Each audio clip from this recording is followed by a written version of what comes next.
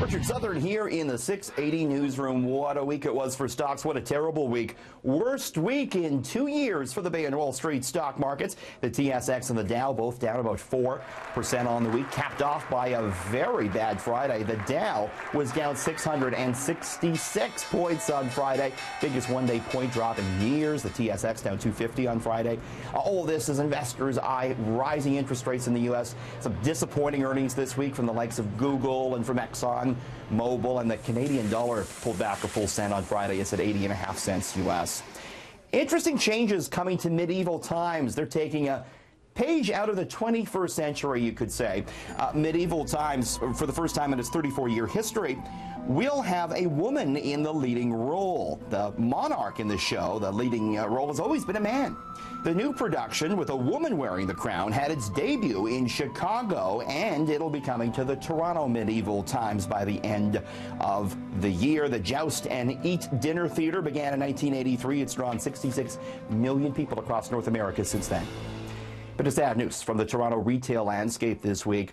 A store that's been open almost 100 years is getting set to close its doors. It's Brown's Menswear on Avenue Road. Brown's has been open almost 100 years, a leading retailer for shorter men. Their tagline was "Fashion for a man up to 5'8". Sadly, Lou Brown, the store's owner, passed away in December. We caught up with his daughter, who works at the store. My dad recently passed away, and it was actually my dad's wishes, and he told my mom, and there's 4 siblings in our family, that his wishes were to close the business. And he leaves a fantastic legacy. He's a great man, wonderful reputation. People that we speak to all the time always comment on the same thing, that Lou, we just remember Lou with his gruff voice, and always had a story and always had a joke. And so basically the family's carrying out his wishes. Store set to close in 6 to 8 weeks. There is liquidation sales currently ongoing. All right, meantime, Canadians are in need of a raise, and many are planning to ask for one. A new survey out this past week from Indeed Canada found 83% of Canadians are dissatisfied with their paycheck. 52% plan to ask for a raise. The average worker planning to ask for $12,000. Top excuse for the employer not to give a raise is, oh, there's just no money in the budget. Problem is, the cost of living's gone up. Food prices, interest rates have risen in recent months, and we're told the job market's good. The unemployment rate's supposed to be at a multi-decade low, but wages just haven't kept up. Super Sunday just about here, the Super Bowl taking place, and you know, GTA businesses, they're gearing up for a very busy Sunday. Let's look at what some of them are doing.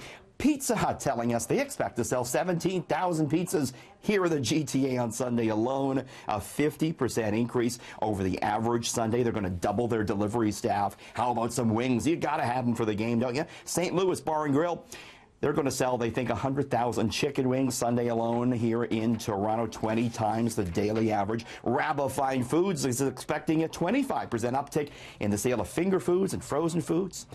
The beer store thinks it will sell 105,000 2-4s, 24 cases of beer on Super Sunday. They're bringing in extra staff. Proline, if you want to get some action on the game, Proline has some prop sheets. They did about 183 grand last Super Bowl, and Beck Taxi telling me they plan to have almost all their cars on the road on Sunday. Finally, McDonald's is marking the 50th anniversary of the Big Mac, and to do that, they have a special bacon Big Mac on the menu. That's just what we need on our Big Mac is bacon, right?